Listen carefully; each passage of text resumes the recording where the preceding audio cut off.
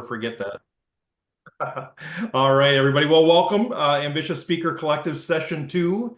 We're recording this on May 14th, 2025. And this is the first session that is members only. The last session was open to the public, and now we are members only. So I guess I want to thank you all for being part of this thing. And hopefully we'll keep adding as much value as we can. If you ever have any ideas on things that we can do to make things better, just say the word.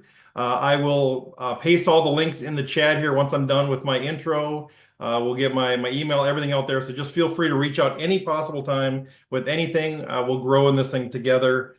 Just a couple of quick housekeeping things. So the master document continues to be updated. So if you don't have access to that, make sure you get access.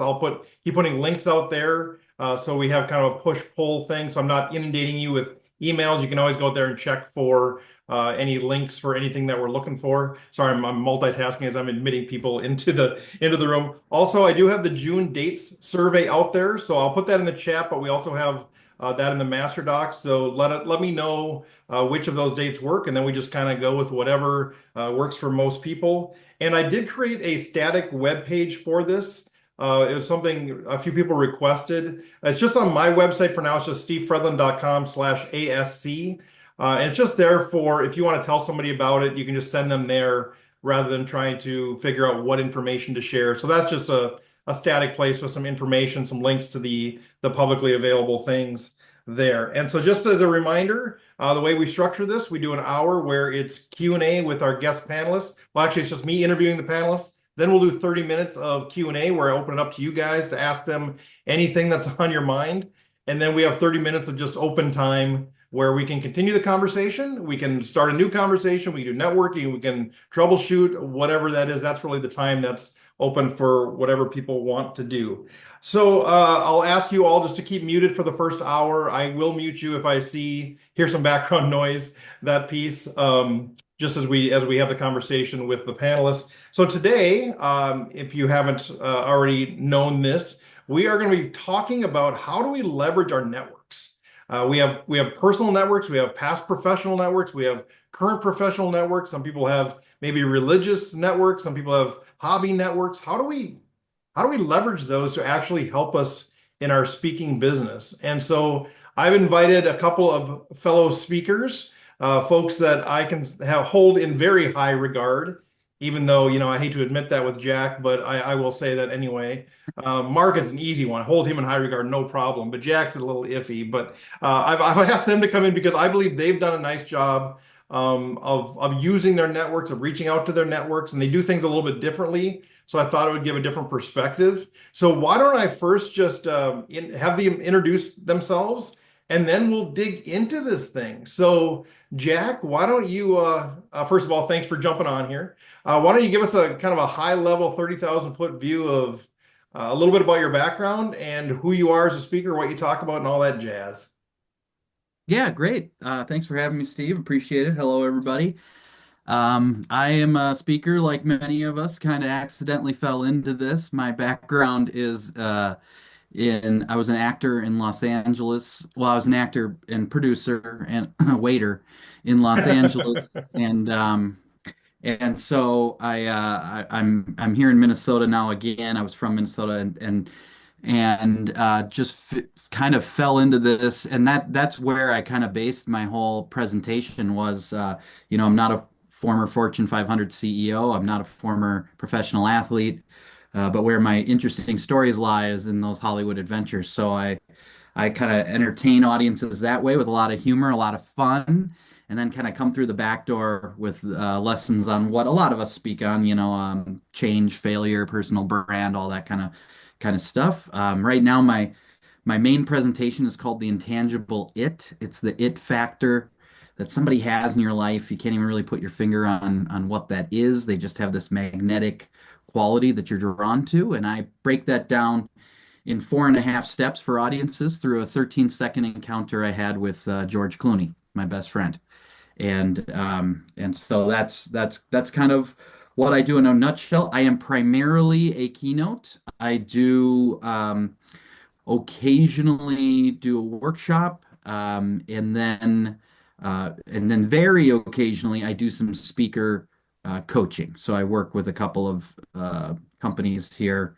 I'm not allowed to tell you an NDA, but it's got a big red bullseye. And a couple other companies here local where I work with their executives on their presentations. So that's kind of me in a nutshell. Glad to be here. I love it. Thanks, Jack. So Jack and I met a couple of years ago at a speaker showcase. I think that's when we first met. We were both doing a showcase. We kind of hit it off. And so when we talk about networking with fellow speakers, Jack and I get together every few months we find a good restaurant that's attached to a gas station, and then we enjoy lunch and swap stories and all of that. He's known as the Don't Flinch guy, and I've seen him present twice, and he is fabulous. So great person to know, great person to follow on LinkedIn or wherever you do that. All right, thank you, Jack. Mark, how about you, man? Hell, thanks for having me. This is great. Yeah. My background is I started off in corporate IT and then started a little software company and found that leaders were trying to solve collaboration issues with software instead of through people. And so that started me on the journey of speaking and working with teams. So my focus is on teams and specifically helping executive teams work together like they never have before, so that decisions actually stick and change actually happens. And I've been actually Steve has been a little part of this. I've been working on this program of creating like what does it mean to create uncommon collaboration, like where we're actually working together, like not just saying we're going to and meet and go back to our own silos, but actually work together. So I primarily do that, speak in keynotes, retreats, and do some team coaching as well. And it's been a little bit of a journey, some highs and lows to figure out how to make this speaking thing work. So it's been fun. I've learned a lot and still learning. And glad to be here today. Yeah, and that's why, I mean, Mark and Jack both, I mean, they both have had success. They both on a journey. They're all trying to figure some things out, just like all of us, right? I don't think it does us good to bring somebody in who's, doing 80, $50,000, speeches a year. I mean, it's great for them, but, this is really about on the journey. What have we learned along the way? And Mark and I met at Influence last year, the National Speakers Association annual gathering. The first time I've gone there was last year. We met there. We ended up, he started a mastermind and I jumped into that thing. So that's how I know these folks. So let's talk a little bit about, we're going to really dig into how do we leverage, which is an overused word, I know, but how do we utilize the networks that we have to actually drive our business? So, either one of you, Mark, Jack, whoever goes first wins. Let's talk a little bit, like maybe just when you hear that question, like what do you think of when you think of your networks? Like what are your existing networks or your past networks of people that might be able to be utilized for something like this? When I think of that, I think of anybody that I've ever worked with, anybody that's ever hired me, um, even people that maybe know me that have some sort of even if it's not a professional connection, but they're in the professional world. Um, like especially if you're starting off, I'm thinking like yes, like everybody along those lines should know what I'm doing now. That's the first thing I think of. Jack, how about you? What do you think of when you think about your networks? Yeah, I think I'm going to start this on a little Debbie Downer note here, Steve, and I'm going to say I think I think what we need to do is acknowledge. I think I need to acknowledge the challenge right up front because I remember when I was starting, and even now being frustrated that companies don't have someone with the title speaker hirer. It would be a lot. It would be a lot Right. easier if that were the case for us. And so I think when you start to think about tapping into your network, it can be overwhelming because so the level set I want to make is you just don't know who the person is, right? You just don't know who the person is who's going to bring you in because every company works differently, and even within the companies, it looks a little different. And so part of really leaning on your existing network is thinking about where are you currently building any momentum. And I literally mean any momentum. So, for example, this took me a while to really figure out, but within whenever I, so right now I'm gaining a little bit of speed within the credit union world. So every time I'm going to do something, I am letting anybody in my network who has anything to do with credit unions, I'm just raising my hand and saying, hey, I'm going to be at the America's Credit Union HR event in New Orleans. Are you going? And then it becomes this thing where it's not as much an ask of anything, and I'm just staying in front of them, right? I think that's kind of the big thing. And the other reality is when you're leveraging your network, because nobody has that title of speaker hire, there's going to be some dead ends, and that's okay. And part of it for me is just being organized with it. Certainly, tapping into my CR. Sorry, Steve, I'm kind of going off the question No, here, keep going. You're good, man. but I definitely organize my CRM. It took me years to do that. I can't endorse that high enough if you don't have a quality one. For me, it works wonders because now I just have tasks that come up to me to say, email this person, just say hello, just to remind myself of all of that. So um, it's being creative within your network. So if you're like I said, if you're speaking somewhere at a company that does widgets, who else in your LinkedIn network handles widgets, and just let them know that. So a lot of it early on is just kind of scattershot, posting as much as you can behind the scenes, and going from there. That's good stuff, man. So yeah, I want to touch on that a little bit. So it sounds like you're not necessarily saying, here's my network, I'm going to reach out to them and figure out a way to kind of activate them. You're saying yours is more grounded on, okay, I have an event scheduled or I just did an event. Who do I know that's in that space where I can extend that? Is that a fair That assessment? is, for me, that's just a lot easier because I mean, I look at that.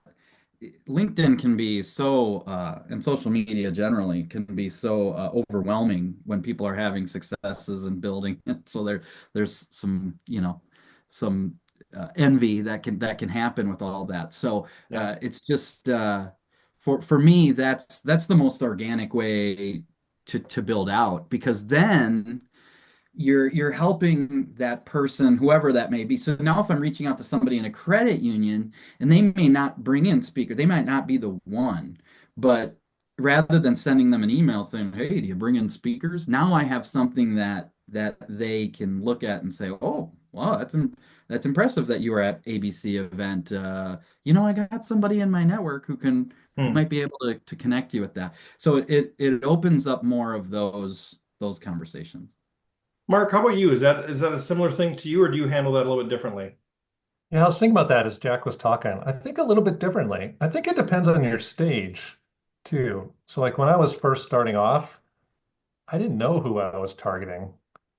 Or I thought I did, but I really didn't. And so I really wanted to go out there and reach out to really just about I would reach out to anybody because I didn't know exactly what their role was, but also I didn't know who they knew. Because oftentimes the networking part isn't the person, it's who they know. Sometimes it's a level or two away. And I wanted to just approach it a little differently. It was I wanted them to know, well, first of all, I wanted to know like what was going on with them. So if I could do it in person, have lunch with them or something like that, that was valuable. Like what's going on in their world. And that's real valuable for another reason I'll touch on in a little bit. Letting them know what I'm doing now. And then just asking them for advice, insight, and recommendations. That has seemed to be like the magic question. Like asking them like what would they do if they were me? Like what advice, insight, and recommendations they have. And people want to help, and so they'll give me suggestions. They've given me suggestions. They'll sometimes it's a dead end, like Jack said. Sometimes it's well, I know somebody that may be interested in that, or you should talk to so and so. They might know somebody. So I guess it's a little bit of a different approach. Now it's a little different. Now it's more, I have a set kind of network of people that I want to stay in touch with because in some way I know they have opportunities available, or I've worked with them in the past, so it's a little more of a tire thing. And now I just want to stay in front of them, Mhm. maybe reaching out to them once a quarter, maybe connecting for lunch, maybe seeing how they're doing, sending something of value. So it's a little bit different. In the beginning, I just wanted to get in front of as many people as I could. and that momentum builds off of that. So there's kind of what I'm hearing. There's two ways. Again, if I'm oversimplifying, just let me know. But one is, okay, we get an event. We're lucky enough to get that event that we're all looking for. And then, okay, how do we leverage that with our existing network? So who should we let know about this thing that can maybe extend that, or give us a referral to another similar one? And then there's the, flip it, start with the network itself. Who are the people that I want to reach out to? And it sounds like what you're saying, Mark. Let's focus on, let's say for the sake of argument, past professional network. Maybe you're still in a company, but past or existing professional network. What I'm hearing you say is, let's just reach out to them and say, hey, I just want to let you know, here's what I'm doing. Do you have any thoughts on how I could do this? Is that kind of where I'm going versus saying, hey, I'm doing this. Do you know anybody that's hiring speakers? Or Yeah, I think so. And even sometimes it's just, if especially if we have a relationship, it's just, hey, let's go. We haven't talked in 2 years. Let's connect, see how we're doing, and the conversation naturally comes up. And the value of that too is, I'm hearing, if I ask the right questions, I'm hearing things that are frustrating to them, and they're telling me problems that they have, and that's always been real insightful too, to just hear the language that they're using that I can use in future conversations. I like that. Jack, how about you? Is all of your sort of event first and then who should I touch base on this? Or do you do some like intentional with your past professional network? I would say the majority of mine is trying to get people trying to talk about existing flow that I have coming in. Um, but I do see the whole value that Mark is talking about, and there's lots of strategies with that, right? Like your Hot 100. When was the last? That's basic sales, right? But the funny part is when you talk to people about their Hot 100 contacts, people who are in their network that could help them, the top 100 people that could do that, like hardly anybody actually does it, right? So if you have the discipline to actually go out there and list your 100 top prospects, or 100 people in your network you think could help you the most, I think that is a fabulous way to go about it. I have to say I'm much lazier than that. And so what I have done is really relied on events, and this took me a long time to really crack this nut, especially if you're starting out and you're just maybe doing some freebies. Who can you invite to that freebie that can get you additional work? And I don't know why I haven't been better about this, but in the last year, I have been better about, I was in Philadelphia, had like a day in between to go to New Orleans, and that I'm not normally that busy. I just want to throw that out there. This isn't my life normally, but I had a day in between. And so I was like, well, either I'm going to go home and be a worthless load of a dad, or I'm going to take this extra day. And so I just reached out to a Rotary that was in outside of Philadelphia. Now, I don't know if that will lead to anything, but it was while I was there, and recently I was in Maine, and I'm never in Maine, right? So it's like I'm going to invite whatever Portland association. I just Googled that. And I do have a very, very part-time assistant, and I had her like just reach out to people, and nobody came to that one. But I started conversation, like two people wanted to come, and so now I'm on their, kind of radar. I know that's not existing network, but it is your existing work, like things that you're doing now. If you've got a free Chamber of Commerce event that's in town, is there a bureau that can come and see you? That can just explode everything. As a matter of fact, I have one of those coming up right now where there's a small bureau that I haven't worked with, and they're coming, knock on wood, to go see me. And that just helps a lot, right? To be able to see the product. So if you have someone or a couple of someones you're at least in the conversation where it's like, oh yes, somebody at my company hires speakers, like get them out there, have them come see you. And that, to me, that's invaluable, because it's hard to even describe to people, because there's a challenge, right? Not every company brings in speakers. Most companies don't. And so sometimes you have this huge hurdle that, like, do I want to spend the time to convince this company to start bringing in speakers? Like, that's totally changing their behavior. So usually when I'm up against that mountain, I just kind of say, forget it. But if they bring in speakers, even if they're not the person that hires them, hey, come see me. You're good enough to come see them once. Now they might say, okay, now I'll bring the event planner in, or at least Mhm. they'll tell the event planner about it and take it off of their plate. This isn't always the case, but there are a lot of events where they're just looking for somebody. They want this. I remember a casting director telling me, I just don't understand why the actors get so nervous. I want you to be good. I want to be done with this. I want to be casted. Mhm. And I think a lot of meeting planners are that way too, where if they can just see you once and be like, oh, thank goodness, this is it. This person can do Mhm. it. How can you leverage your current network to get those people in the room. And it comes in increments, Yep. but speaking brings speaking is what I say. And so that's why association work is so great, because there's lots of potential buyers in the room. You might be several degrees from the buyer, but Mhm. at least if you can get some momentum, get their contact, and then now your network is starting to work for you. Yep.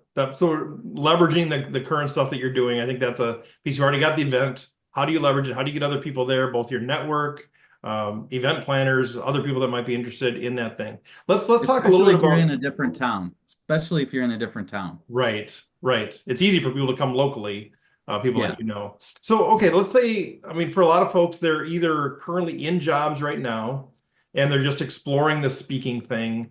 Maybe I want to start speaking more. Maybe it's for my job. Maybe I'm speaking to sell my consulting business. They're not really speakers yet. Some of them that are here are speakers already and looking to grow the thing. So we have both of those pieces, but a lot of those folks have come out of a job, kind of a more traditional job.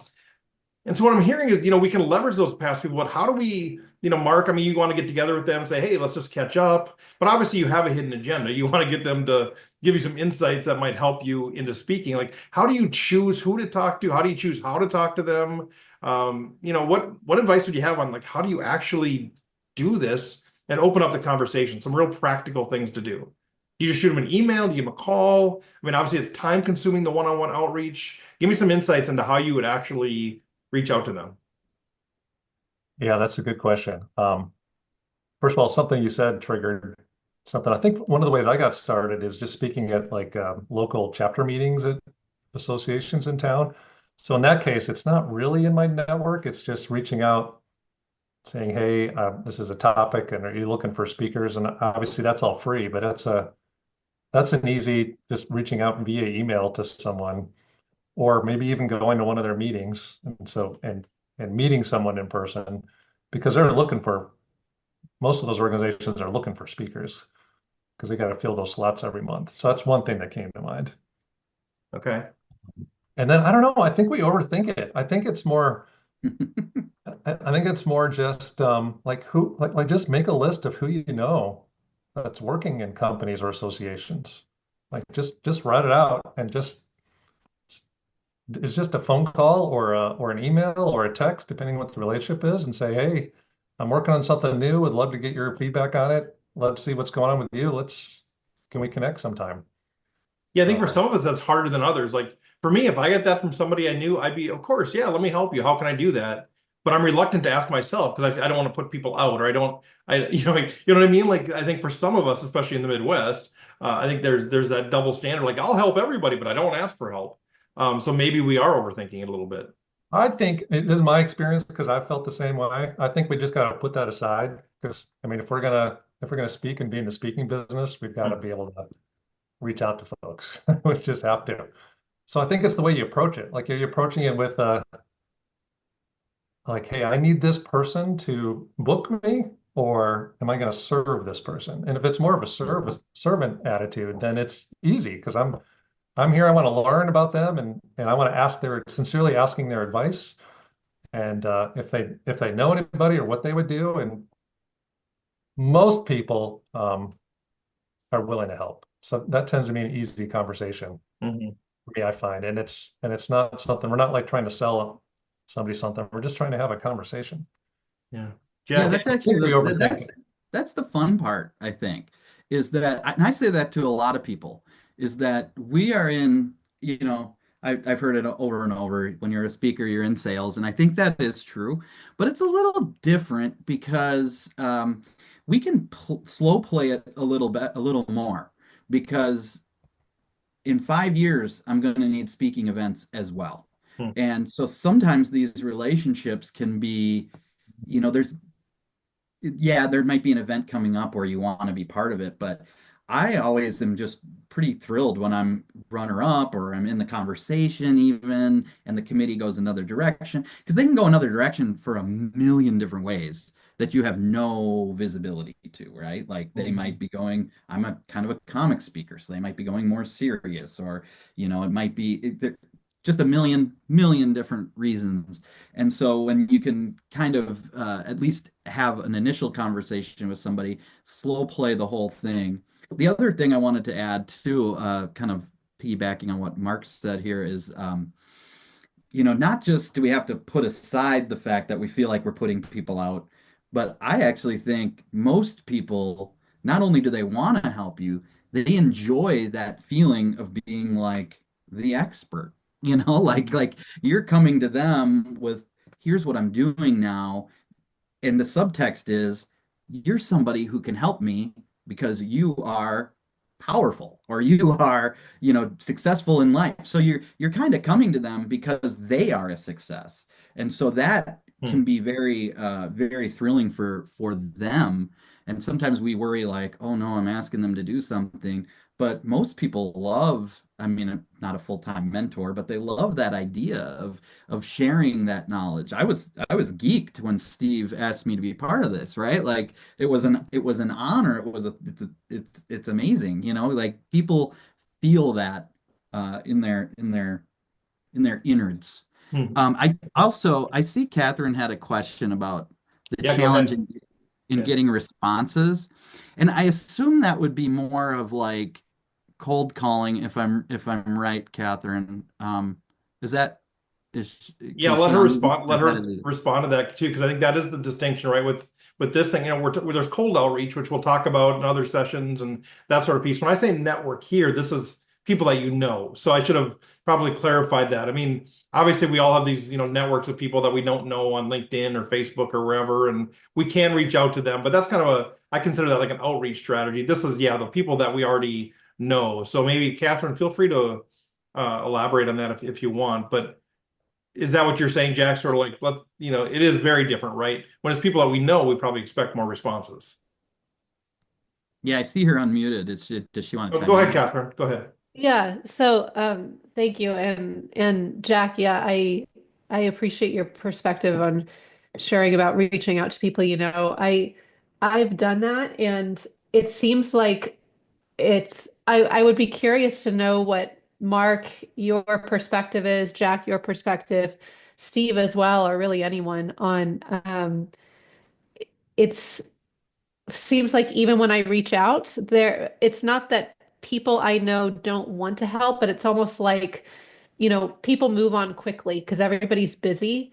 So, I haven't necessarily found that to be very like a lot of ROI, I think, on reaching out to people I know without it feeling like, oh, I'm just checking in again to let you know that I'm doing this, or I just released this. And because it doesn't necessarily convert into opportunities Mm. the way you might anticipate based off of people that you do know. But yes, my comment in the chat was also intended to be or to describe, I guess, also cold outreach. I find LinkedIn to be sort of an interesting place in that, it's a social media platform. It's literally intended to network, and I've never experienced so much non-reply in my life, Right. Yeah. and I think it's interesting in that you are on it to network, but it seems like for whatever reason, people don't want to network, people don't want to reply, people don't want to like grow professional relationships, which is the actual purpose of the platform. Mhm. So it's a bit of a paradox in my experience. So I'd be Yeah. curious to hear what others have experienced as well. Yeah, thank you for that, Catherine. And we'll do more Q&A later too. But Jack, Mark, what are your thoughts on that? I think that well, I have the same experience with LinkedIn. It's hard for me to build or to develop relationships on LinkedIn. Um, so I'm going to put that aside for a little bit. So you're not alone in that. But somebody said it was interesting. I think what we're talking about today is like people we already know that we already have a Yeah. relationship with. Hmm. So in that case, like, do I really, if I value the relationship, a couple of things. Do I value the relationship? Well, I'm probably going to be able to meet with them initially or get a response initially. But I don't think it's the initial meeting. It's staying in touch with them and caring about Mm. them over time. Like for example, um, like last year was a bad year for me, like for a number of reasons I won't get into. And so I kind of had to reset and rebuild some things. It's almost entirely it's almost entirely through this, like reconnecting with people, like going back to doing some of this stuff, reconnecting people that have hired me before, reconnecting people that I've had a good connection with before that I know, works for organizations. And like I'm about to book a gig that that's been years, literally years, just regularly following up. Maybe once every 3 months or once every 6 months, but just staying in touch to see how they're doing, just so my name is in Hmm. front of their face. So I think it's the initial meeting, but it's also the continued follow-up and just see how they're doing. Like sometimes it's laborious, but I don't know how else you do it. Hmm. I think the money is in the follow-up. It's continually staying in touch with people and continuing that relationship. And when I do work with somebody for the first time, turn that into a relationship. Like understand who they are and then follow up with them. Like, how can I help them? So my name is continually in front of them. It's that continual follow-up that I think is the real. It may be 3, 4, 5 years down the road, but that's what's eventually going to pay off. Not for everybody, but sometimes. Jack, any Yeah, comment there? Yeah.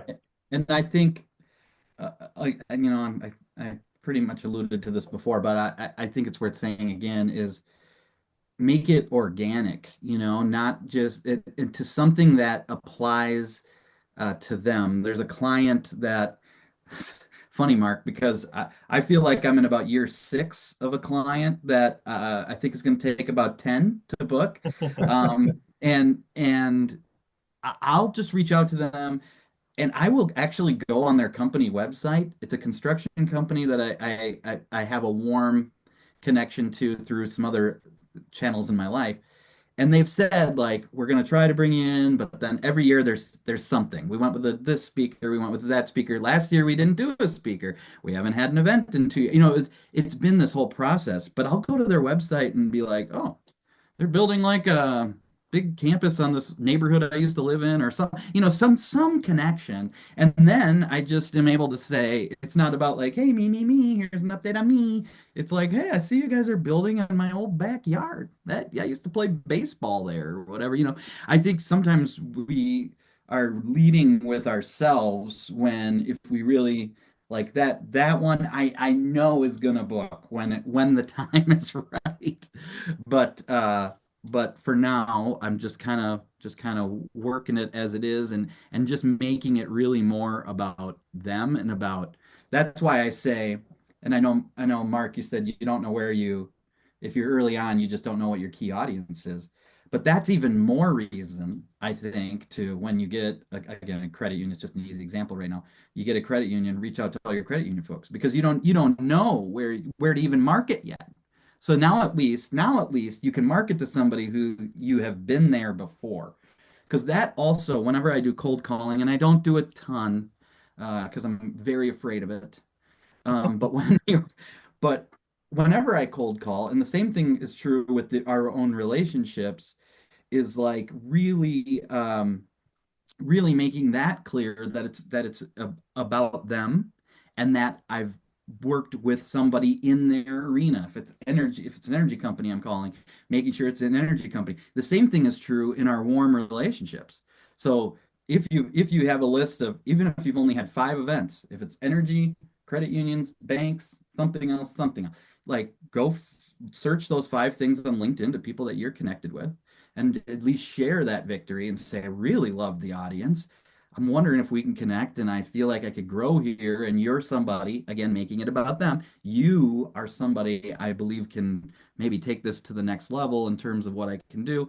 And I add value to you, right? Mm. Like that's a huge word that the phrase that I like to use.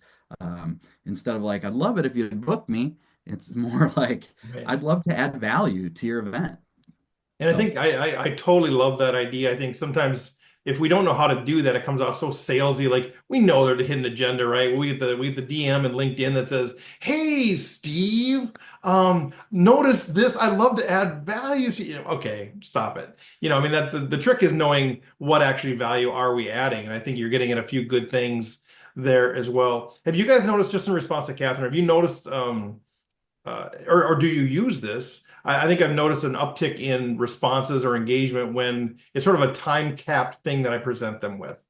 So they're not saying yes to, they don't really know what they're saying yes to versus saying, hey, could we just grab a 15-minute Zoom or something like that? Have you guys used that? Or, for me, that actually helps. It helps me kind of manage expectations. But for me, I believe it also helps my network know, okay, they're not saying yes to an hour-long Zoom meeting or something. Yeah, I think that is a good strategy. I have had success doing that. That's a good suggestion, Steve. I think it depends on who you're reaching out to. There's some people that like I have a better relationship with, and it'd be fun to hang out with for lunch or something. But for other people, I think that's a great suggestion. And here's a link, or when are you available in the next couple of weeks? Yeah, make it really easy for them. I really like that. Mhm.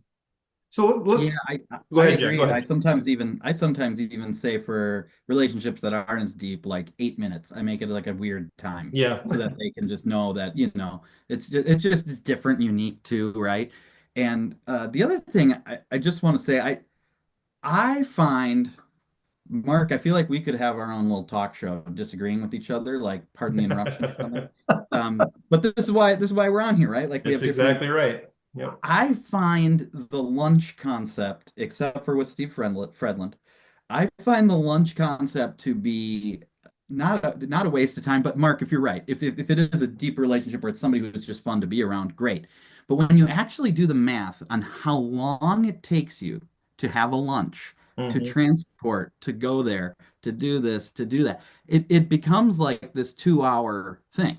And so, like, is that the best? I don't do a ton of lunches for that reason because the value, the time versus the output to me is a little differently. Now, Steve and I get along personally, and I like him a lot, but then we also are very clear about, and I think this is something that people forget.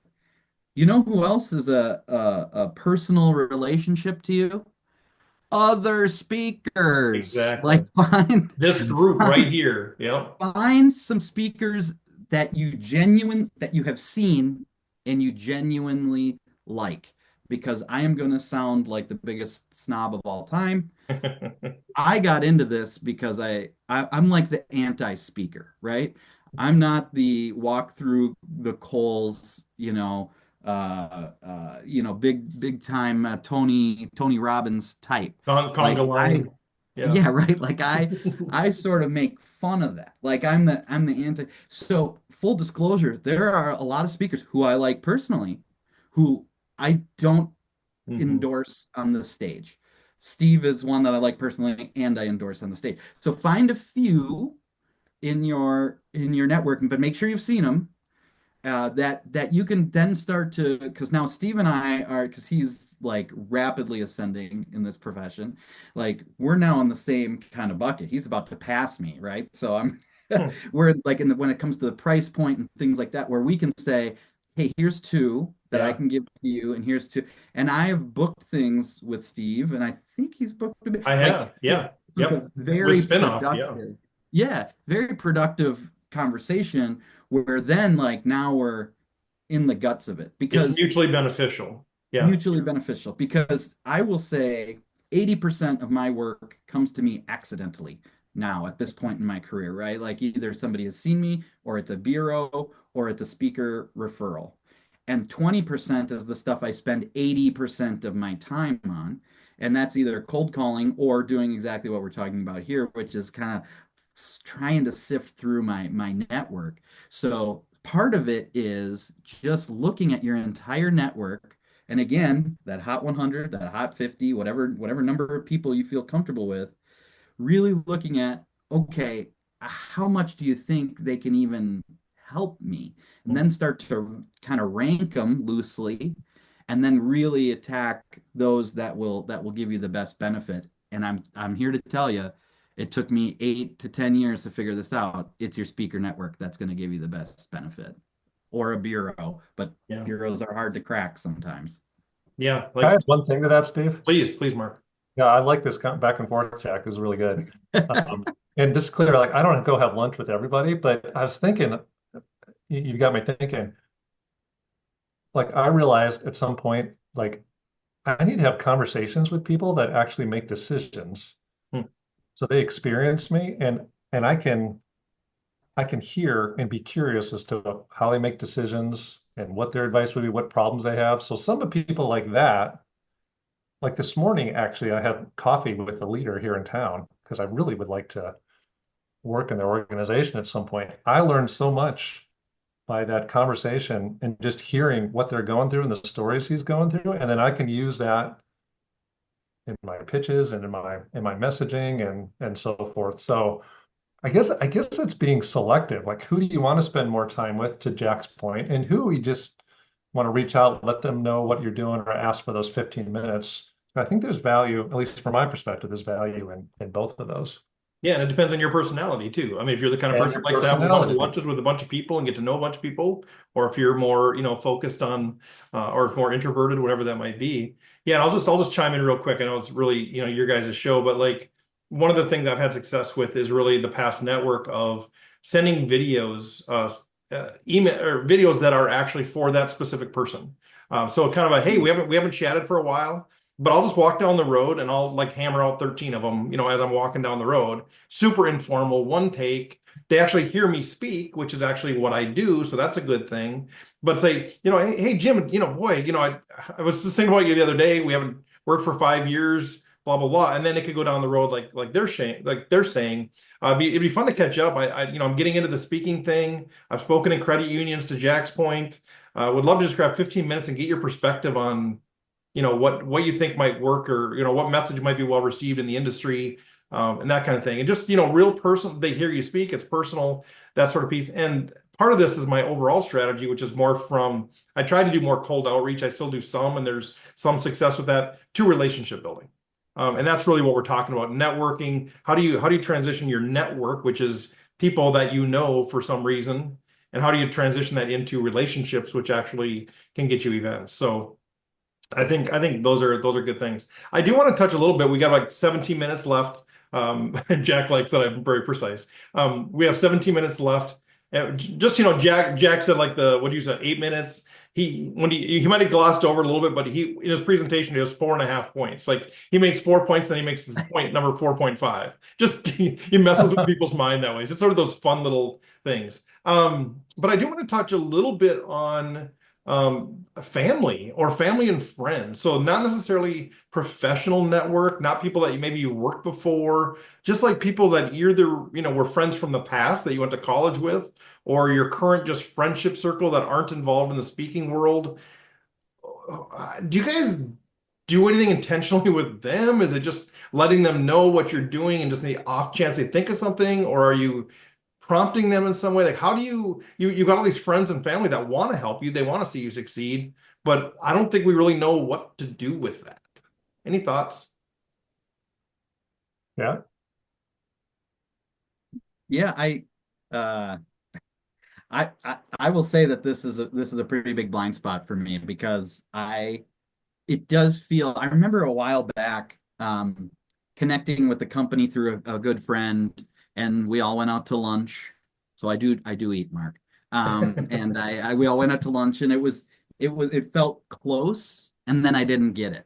And so I think my friend felt weird about it kind of crumbling. I read an article, and so I'm going to butcher this, years ago, talking about the more work you get in sales generally, not necessarily speaking, comes from those second level contacts than actually your first level in a lot of ways, because your first level feels a lot of pressure about the heat.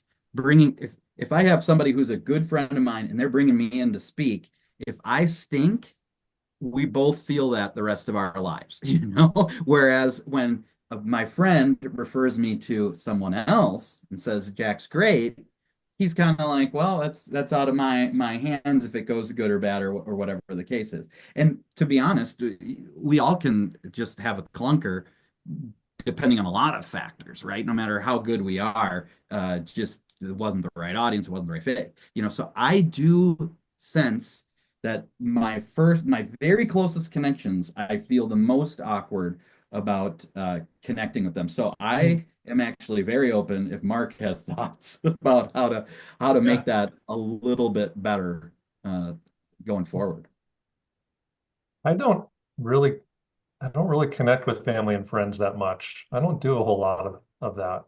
I think I now I really don't do it much at all. In the very beginning, I think I did, but I think I was selective about who it was. It's like if it was somebody that was at least had some connection, worked in the corporate world, or I do some government work or work in government and maybe had some connections, I would, but I don't do a whole lot of that. The approach I think would be the same. Like I'm just want to be connected, want them to hear what I'm doing and ask for their advice. And but I don't think that was ever a big strategy as far as except maybe in the very beginning. They are good for, yes, what they're good for. They are good for like being audience members when you're doing like a fake shoot, when you're trying to get your video in the beginning.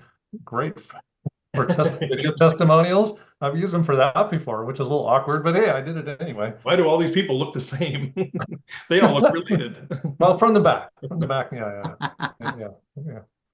Okay, so so not a lot of families. So what I'm hearing is the current network, the prior network, the outreach that you're talking about as far as, getting their perspective, asking, trying to add value, trying to get their, even honoring them by saying, hey, I'd like your help. We all like, to feel like we're needed. Family, not so much. Friends, not so much, unless there's a specific situation. What other thing do you think of in terms of networking? Like, either one of you, like what has been the most powerful, or what networks have you leveraged the most that you're part of, whether it's something we've talked about or not? Boy, for me, I'm thinking, I mean, when you get to the point where past people that have either hired you or brought you in to speak, like, man, never let go of those people. Like, stay in touch with those people. How do you stay in touch with them? Jack said something earlier about a CRM, a customer relationship management system. I don't know how you do it without some sort of system where you are keeping track of every time you've connected with them, the next time you're going to connect with them. But are you emailing them, or are you calling them? Like when you say, okay, I see whatever, 6 months or a year, whatever your timing is, are you like, hey, just want to let you know I'm still happy that we did the event? I mean, what does that look like to continue that relationship building? I'm usually emailing, maybe calling, depending on the relationship. But I'm adding value in some way. Like, hey, I saw this article and thought of you, because I know that I kind of know a little bit about what their world is because I've asking questions when I was with them. Or here's something about meeting planners, or maybe they're a leader, they're not a meeting planner, and here's an article, or here's a tip I just emailed out in my weekly list that I thought you might like. So I'm trying to add value, and then occasionally letting them know what it is that I'm doing. Do you think there's a barrier, Mark? And sorry for interrupting, but I think at least I'm this way, and I do know a few other speakers that are this way, where I feel like I get stuff like that from whoever, like, hey, here's an article, I thought of you, and I immediately know the game. Like, so I'm so resistant to, like, okay, I know they're trying to get something from me. They're not really like, hey, I thought of you, I love you, you're amazing, I want you to, I mean, like, we kind of see through that game. So I'm resistant to do it because I feel like it's so obvious that you're trying to get something for yourself, that you have a hidden agenda, that I don't do it. And I think it might be a blind spot for me. So how do you either, internally get over that hump, or tell me how to break through that, or, because I know I'm not alone in that. Yeah, I don't know. I guess I just don't worry about it. I think it's part of the motivation. Like I'm sincerely trying to help them and Yeah. stay in touch with them. It's like not every month, but maybe once every 6 months. And legitimately, it's something about what they talked about before that I know they're going through. So I don't know. But part of me, I think what helped me in all this is I dropped the outcome. Like I let go of whether it'd be Mm. successful or not, and I just need to be consistent and do this. And I care about them and I want to stay in touch with them. And so I'm not going to worry about it too much. I know sometimes it may come across that, but what else am I Yeah. going to do? I'm gonna still try and serve them and stay in touch with them. And most people I find don't mind, Yeah. especially if I have a relationship with them. If I don't have a relationship with them, then maybe that's a little different. But if I've had conversations with them and I have a relationship with them and I'm not coming across as salesy, I'm just kind of coming across as helping, or like you said, sending a video, just "Hey, how's it Mhm. doing? How you doing? Here's what I'm doing. I don't really have a Yeah. problem. I don't Okay. find people react negatively to that. Yeah, I think some huge things I just want to echo here, I think is the authenticity of that reach out. So I hear you, Steve. There's a way to craft it. I remember getting my first agent in Hollywood. It was it was Jack Angel was sitting in the waiting room of Arlene Thornton and Associates, and I knew that my resume was and my headshot were going right in the trash because the person at the front counter was just going to do that. And I started talking to this guy, and it turned out Jack Angel, you guys never heard that name, but he's like a voiceover legend. He did all the Scooby Doo's and the Toy Story. If you've ever seen a Toy Hmm. Story movie, so I didn't know that, but I learned all that. And then I sent him a note that very simply said, like, I grew up with you. If there's ever anything, a great conversation, if there's anything I can do for you. And it was just that very simple line, like it connected to exactly what we were talking about, thought it would make him feel good. And then he emailed me back and said, yeah, what I didn't tell you is that my wife is Arlene Thornton of Arlene Thornton and Mhm. Associates. Now I got super lucky, but the point is there was something very specific, very authentic. Like I grew, just like think about how you can word things in a unique way. Again, my 8 minute thing or seven, whatever time, or just a way to kind of catch people's attention. Now, there's some good stuff here in the. I'm kind of taking over here, Steve, because I'm looking at the Do chat it. Go ahead. here. That's really awesome. First of Somebody all, should be Melody, watching the chat, I suppose. Melody. Oh, 100%. 100%. My own mother doesn't understand what I do. She can't even wrap her head around the fact that people get paid to be a speaker. Mhm. And so I actually brought her to an event recently. It was a freebie I did for an Optimus group. And and of course only like 8 people were there. It was just a real dud, but Not a it lot of was optimists in the world right now. not yours, Denny, not your group, but it was it was the Stillwater group, and they were fine. They were lovely people, but it was just a small group.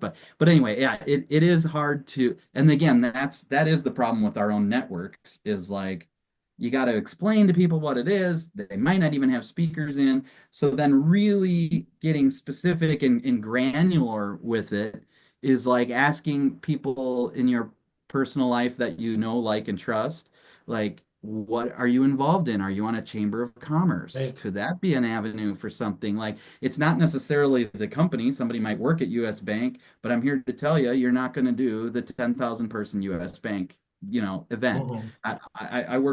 I might be able to speak at a department of Target, but I'm not going to do their 15,000 person event that has Taylor Swift and Oprah. I'm not going to be able to do that.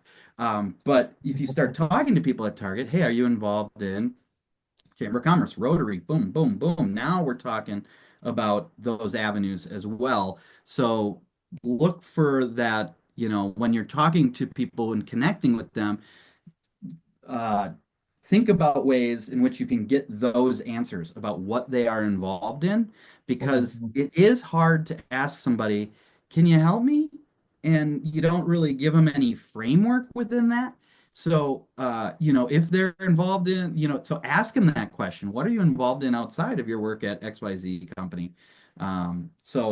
Yeah, so there was. And then there's one other thing somebody was talking about. Oh, they reached out to 150 friends and family. Hey, Tony. I'm glad that worked for you. That can be successful. That seems like a big number to be able to get like a personal message. But yeah, Well, he says he's gotten five. His goal was three. He's gotten five. that's Oh, fantastic. That's that's right. fantastic. Yep. If you're finding a formula that works, Yep. that's great. So yeah, so I think a lot of this is I'm the don't flinch guy, so I better endorse. You got to just do it. Mm. Like part of it is people are like, oh, I don't want to make the call. I don't want to do the thing, and I don't either. And part of the reason I got into this is so that I could do whatever I wanted, right? I didn't want a boss. And but if you want to get success, you gotta kind of just have that gumption, get a little bit of a plan, but don't the other thing I want, sorry, Steve, I'm really just Keep filibustering going, here. man. But the other thing that I really want to warn against is are you getting ready to get ready? Right? Like are you Yeah. making this plan and then you're never doing it? You're making sure your website is perfect and you're making sure all these things. And those are all very important things. I'm not saying they're not. The video and the website, very important. But then people just let them kind of sit there, like you gotta go out there and let people know, whether it be cold calling or a real strategic approach to your current existing network, and really just do it. I think Mark LeBlanc said 5 calls a day, not 25 calls on Friday, 5 calls a day, right? Like there's something to the consistency. 5 swings with the sharp axe to a tree every day. Eventually, the tree will fall. Hmm. Mark, any follow up with that? Yeah, I like what Jack is saying, but you just got to do it. Like put everything else out of your head and just got to do it. And to the person that like reached out to 150 plus people, like everyone, we're all different. And you said earlier, Steve, like what's your personality? Hmm. Like just find your way that's authentic for you and resonates with you, that really works with you, and just And go do I think the it. undercurrent of that too, with the personality and with the passion that we talked about as well, is Mhm. if you are really passionate about what the messages that you have to deliver. And I struggled with that. Like I used to deliver the message that I was supposed to deliver, which, was an effective message, but I wasn't really passionate about it. So it did make follow-ups, it did make outreach, it did make all of those things tougher because I'm like, I don't know, is this really, it felt like more like a game. Whereas now, if I'm speaking about something I'm passionate about, to you guys' point, when I reach out, it's like I actually care that they are, reaping the benefits of these insights. And so I think that does make a huge difference. Yeah. I think there's an ingredient there too. I was thinking about as Jack was talking, curiosity. Like at least for me, like if I'm curious about what life is like in the other person's world, that really changes the frame for me and makes the reach outs a whole lot easier.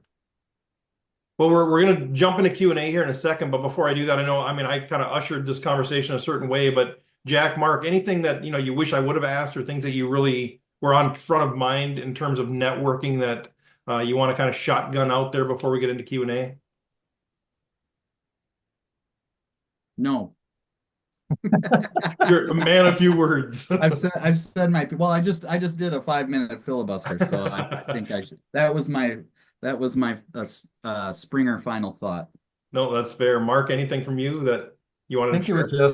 I think it would just be a little summary, like build relationships everywhere, relentlessly follow up, like not annoyingly so, even if it's once a year, like to have a system where you're relentlessly follow up with somebody every single day. Make it a system, do it no matter what, and be curious as to how you can help them and what life is like for them. And don't be afraid to ask for help. Mm, yeah. Oh shoot, I know I said I didn't have anything, but Yeah. I do have one quick follow up. Is that on my CRM was a pain in the backside to start, to like begin that process. But it has been worthwhile, not just from the business results angle, but actually now I view my CRM as a game. Like I have all Hmm. these tasks and I like get pumped up by the more tasks I do.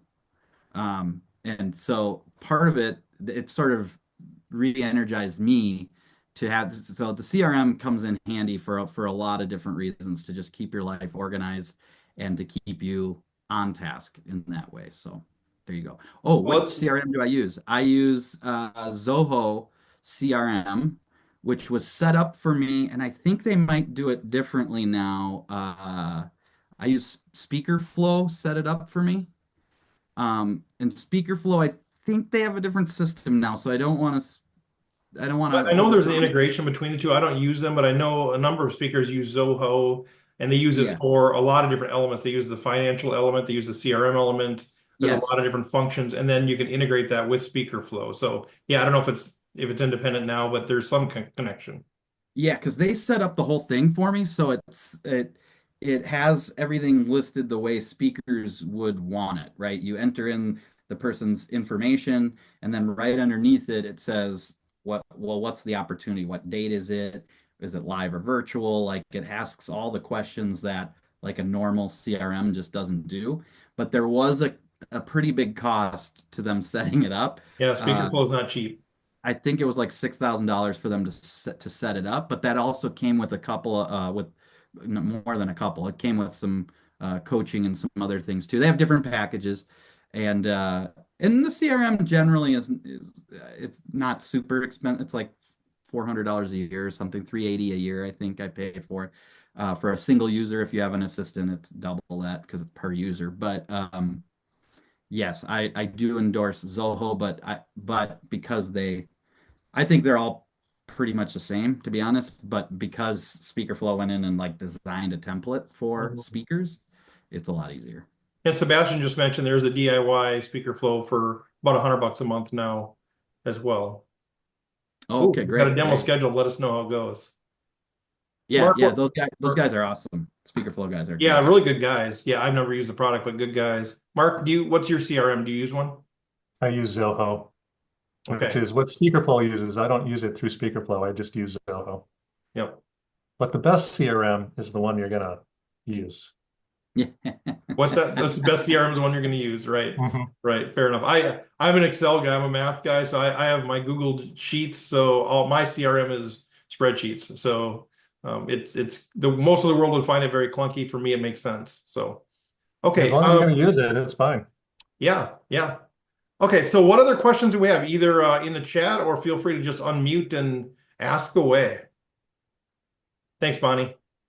Steve, you talked about your use of videos. How are you delivering the videos? You doing that through LinkedIn DM or email or Yeah. how? Because it's past people, I usually just email them.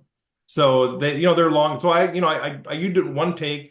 So I'll give you kind of behind the scenes of, I guess, logistics. I'll just do it on my iPhone as I'm walking, one take. I don't do independent videos. I just do one long take. And then I'm comfortable enough with video editing that I just do the video editing myself. There's people that'll do it really cheap as well, but like I just go into Final Cut Pro and I just like cut paste, da da da da da da da. And then usually I'll just upload them into as unlisted YouTube videos is what I do. And then I just send them the link. Now there's a bunch of different apps that do that kind of thing. For me, that's just the process that makes sense to me. I also do the unlisted YouTube videos. I find that people just trust the YouTube link more than I think I can't remember the name of it. There was another one that Boomers or it is something Bonjoro. Bomb Bomb, Bomb Bomb. Bomb I used Bomb. Bomb Bomb for a while, but I felt like people Yeah. were afraid to open a bomb. And even though it was right in the thing, I just felt like people were like, I don't know what Bomb Bomb is, so I'm not going to click this. Yeah. Yeah. Big Voo or Big Voo, however you say that. Yeah. Okay. Steve, what do you use to edit? What program? I use Final Cut Pro. What's it called? File? Mine is called, it's Final. I'll put in Final Cut Pro. I've had that for, I don't know, 15 years back in the day when I used to do video editing for something else. So I'm comfortable with it. I'm sure there's different, better options, but that's the one that I've used. Okay. Yep. Melody, I see your hand up. Yeah, I just have a question about associations. Is there a special place that you can go to find like where's the list of all the associations that have to do with such and so? I mean, obviously now probably there's AI that just you plop it in and go there. But is that pretty much what you do? Like you just go like, hey, I'm going to Google everything that has to do with home health, caregiving, caregiver support, resilience, whatever you type in. Thoughts? I'll let you two answer. Go ahead. Jack, Go Mark. first, Jack. Yeah, I subscribed briefly to I'll look it up after my answer here. I subscribed briefly to something that provided leads for me. They gave me 50 leads a month or something like that. And then I just plugged all that stuff into my CRM. And then not everything was a fit. So I would only plug about 10 things a month into my CRM. And then I found after about 2 years of doing it that this lead system was like repeating. So I dropped the lead system and now they're all in there, right? They're all ready to go. So that was good. I'll figure out what that was. I will say Sam Richter Mhm. he has, and I don't know. Sam Richter, I was a subscriber for a while. It's $50 a month. I think it's a little steep for what it is, to be honest. I am no longer there, but he had a whole PDF of all the associations, well, a lot, not all the associations. Right. But I found it to be a little clunky to be fully honest. So yeah, I do think the answer, if you're really specifically diving in, is to yeah, either use AI or just a Google search. And a lot of times sometimes you just luck into it. I think independent banking associations, as I recall, I remember looking that one up, and there was just this website that was like, here's the links to everything. And I was like, the whole world needs this. Every single association should have that. Yeah, So there's some associations on a national level that will have a list of all of their chapters with all the contact information. So some of those do exist, but yeah, most of it's going to be hunt and peck, AI, Google search. Okay. I've used AI quite a bit for that, where I have a specific niche. Say, all right, give me all of the X sort of organizations in Minnesota, Wisconsin, Iowa, North Dakota, South Dakota, that thing, and I get a nice list, and I'll say, oh, shoot, I forgot. Please include email and whatever. Okay. It'll recast it. Now, there's a lot of errors in that. But at least it gives you the names of all of them, so you can search on the names and verify So that's what I've Right. done. Yeah. I've done something similar, Steve, and the national associations that have state chapters are Yeah. those are pretty valuable, especially if you've done a gig at a particular state, and Huge. then you can just go to all the other states and reach out to the other states. And some of these associations have them all listed on their website. So I mean, it takes some work to come up with all the data, but I've had some success doing that too. And Melody, at some Thank point, you. I think, we could talk about, do we want to have some kind of repository that, for people that if everybody's contributing, to kind of Right, share pulling what things we found together. there. Because I think we've got, thousands of speakers out there all doing the same kind of research. Right. Awesome. Mhm. Thank you. Yep. Catherine. Hello again, everyone. So I have a similar question as Melody along the lines of associations, organizations, annual conferences, things like that. It's what I've been doing is basically just Googling conference in whatever, or conference at a local hotel or something, because I know that they have a lot of them, and that's how I get a list of events that are upcoming. I'm curious what the group's experience would be on outreach because that is cold outreach, right? It's not an open call for speakers or anything like that, or filling out an application to speak at the event. It seems like a lot of those opportunities um, might just be emailing their info at whatever organization.org email address. It's sort of not, it's nebulous. It's not to at least a known person or an event organizer or something like that. I'm wondering if anyone has had success in doing that, because a lot of the time I don't get responses back, and I don't know if it's because it's like an inbox that's never seen, or if I should, instead of email my keynote summary saying I'd be interested in connecting about your upcoming conference or something like that, instead of doing that, just say in the email like who is organizing your event, and make it more targeted that way. Granted, of course, as we all know, this takes a lot of time no matter how you do it. So it's also trying to find an efficient way to reach out to a number of organizations without trying to make it too personalized, too tailored, because that's not, in my experience, not achievable, perhaps without a team that works with you. So Granted, there are several parts to that question. I would just love to hear what other people's experience before I start filibustering like Jack said. Yeah. Jack, Mark, I'd love to have you, give your thoughts on that. And if you can, if there's a networking component to that as well, to kind of bring it back there. So yeah, how would you answer that question? And then is there a way networking fits into some of that cold outreach to some of those folks? I have a template that I'll use for a particular association type that references, hey, I spoke for the Kentucky conference and would love to on this and love to talk to your conference. How do what's your process to be considered? Because I really just want to get in the bucket to be considered. So I'll customize it a little bit, but not necessarily, but I'm still coming off a template. It makes it easier. I don't really like the general buckets. I really want to find a person and use their name in there. That's So you're me. asking for in those info at whatever organization.com.org email addresses, you're really asking for who you should contact directly about events. Well, I normally don't send it to those email addresses. I'll find one way or the other somebody, the executive director or programming person that's in charge of that, and send it directly to them. And do you do that through LinkedIn? LinkedIn, oftentimes organizations will have their staff listed, and so I'll just find it, or I'll use a tool like I think Hunter is a tool I use, and Good one. and Get Prospect. I mean, it's a little hit or miss, but it's just kind of the work of doing it. And to Steve's point, I don't know if there's a networking component to that. I don't know how to bring that back unless I know somebody that knows them. Yeah, would you ever reach out to like an existing speaker network or anybody say, hey, does anybody know anything about this event? I'm just trying to figure out, is there a way to overlap those things? Yes, I think that's a good idea. I haven't done enough of that. I think that's a good idea, especially if you're part of an NSA chapter in that state. Well, yeah, and I wish there, Catherine, I wish there was like a magic bullet here.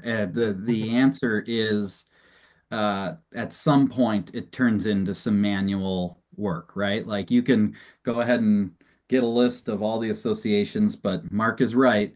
Go to their site. Almost, I wouldn't say all of them, 70% maybe of associations have their staff listing. And then within that, they almost always have their email listing. So now you have somebody to go to. Depending on the size of the company, you still don't know based on the size of the association. You still won't exactly know because sometimes it's the event planner, but not always. Often it's the education director who hires the speakers. So there's a little bit of wiggle there. You're going to have to navigate a little bit there as well.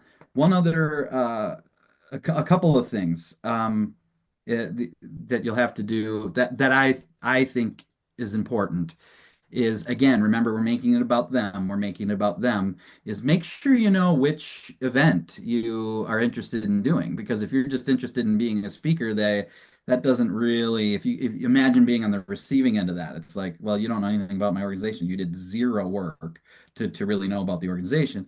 So figure out what that event is. And unfortunately, they're, again, not a magic bullet. But loosely, I always think like 9 months ahead of that event is the time to maybe start a conversation. It depends. Some big behemoth organizations are a year plus out. I work with leading age national and their local chapters, and the national is like planned out 15 months in advance who their speakers are. But most most associations aren't that buttoned up. 9 months is about the time, I think. The other thing that I do like to do, if I haven't had any response to anything, I like to call, because here's the thing: you'll get a lot of no answers. You'll get a lot of people who are like, "Why are you calling me?" But you gain so much information from a phone call that people are too lazy to not lazy, but they have a lot on their plate, and they're not going to give you in an email. So they'll tell you, oh, that's Bert that's in charge of that. Oh, and he starts thinking about that in October. So now in your CRM, you can write, Bert's my guy. October's the time. And so now then you put a yearly reminder to yourself to start whatever process you have for sales in October to be knocking on Bert's door. And the other piece, this is a David Avrin tip, is put the name of the conference as the subject header. They are going to open that up because you might be somebody who's going to be an attendee or has a question or a sponsor that you might be giving them $10,000, so they're going to be more likely to open that up if you have the name of that. All of that takes work. It really does. I got to tell you again, 80% of my business comes naturally, 20% is this 80% crap we're talking about. But once you start those conversations and then you start to, over the years, get business in that field, and now, you're getting business in the energy field. Well, now you have all these different energy clients already that you've been hounding through the years, and they probably won't remember who you are because sometimes you're like, oh, I had a really bad conversation with Bob. Well, Bob's probably gone. And even if Bob's not gone, you just had a phone conversation with him. Can't even place that in his brain. So you can come back a few years later. Now you have all that knowledge. And then when you call or email, you're using all of that, right? I see last year you had whoever as your speaker. They love to hear that because now you're into their system. You're actually looking at their website. It's very hard to do to start. It takes a lot of diligence, and if you can get an assistant to kind of help you a little bit to just kind of put all that information in there, but a year or two in, you start to really get a rhythm of who you can talk to, and then you're looking at your CRM, and it's just a matter of like Mark says, some automated stuff that you're just sort of finessing a little bit. But the call won't necessarily get you the gig. What the call is great for is to get all that knowledge that they will just vomit at you. They will just give you that information, even if they're annoyed by your phone call. And so that's my recommendation. That's my process. It is not perfect. It is not. It fails very often, but I do feel like I'm doing a little bit better than most in the field. And if you guys aren't tracking, Sebastian's putting some really great stuff in the chat too. So just make sure you're checking that out as well. What other questions do we have around networking, or how do we leverage our people?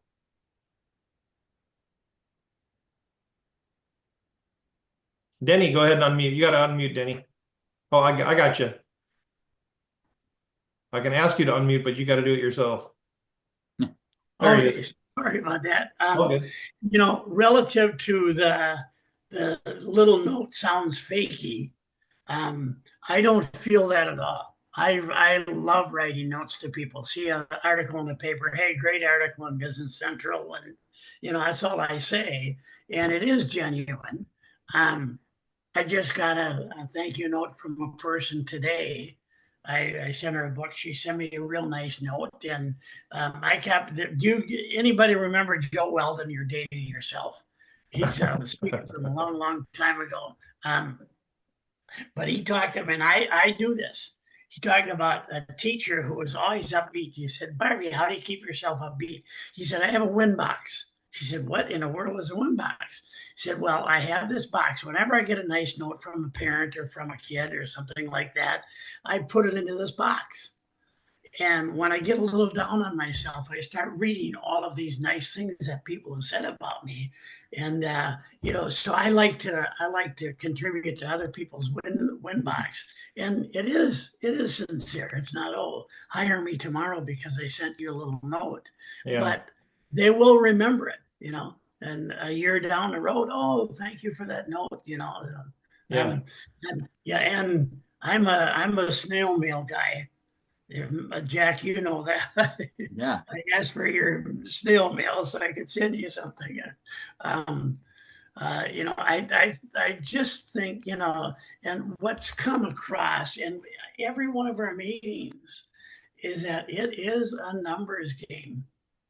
It's so much time. I'm doing a gig tomorrow. It's a show. Denny, did you have a question around networking at all for these folks?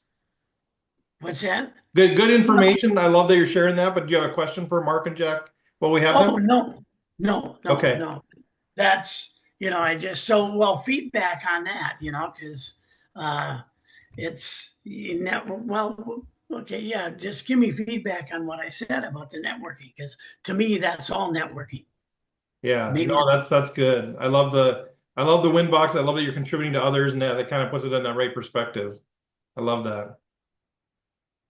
So I have a question. Yeah, Sig. Jack, you mentioned in other cities meeting with folks. So I'm going to be in San Antonio later this summer, seeing my brother and his family. I'm going to take it as a business trip and take a couple days to try and get meetings with people in the city. Who should I target?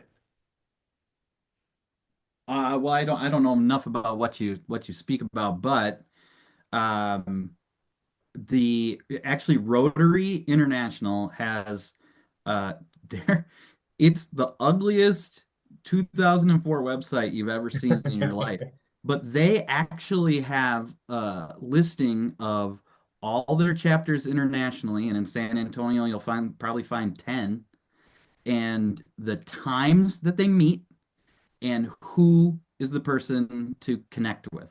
So if you're looking if you're there and you got some time, I highly recommend Rotaries, because Rotary people are constantly thinking about how to connect who to who.